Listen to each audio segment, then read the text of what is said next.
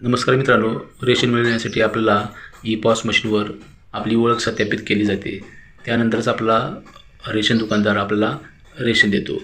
परंतु बऱ्याच लाभार्थ्यांचे अंगठे हे उमटत नसल्यामुळे ई पॉस मशीनवर त्यांना रेशनपासून वंचित राहावं लागत आहे.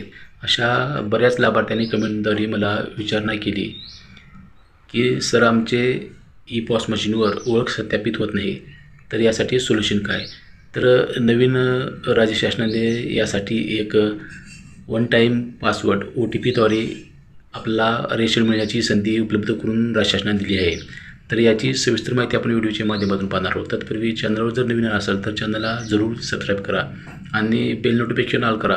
अशीच माहिती पूर्ण तुम्हाला व्हिडिओ मिळत जातील. तर मित्रांनो, जे लाभार्थी बाहेरगावी आहेत किंवा जे वडीलधारी माणसे आहेत, अशा लाभार्थ्यांचे ई पॉस मशीनवर ओळख सत्यापित करण्यासाठी थोडी अडचण येत आहे. तर अशा लाभार्थ्यांनी आपल्या रेशन कार्डला आपला मोबाईल नंबर लिंक केलेला असेल तर दुकानदाराकडे जाऊन ई पॉस मशीनवर आपला RC नंबर किंवा आधार नंबर टाकून तिथे आपल्याला एक OTP प्राप्त होईल. तर तो OTP रेशन दुकानदाराला द्यायचा आहे व आपली ओळख सत्यापित करून घ्यायची. अशा प्रकारे आपल्याला रेशन मिळून जाईल.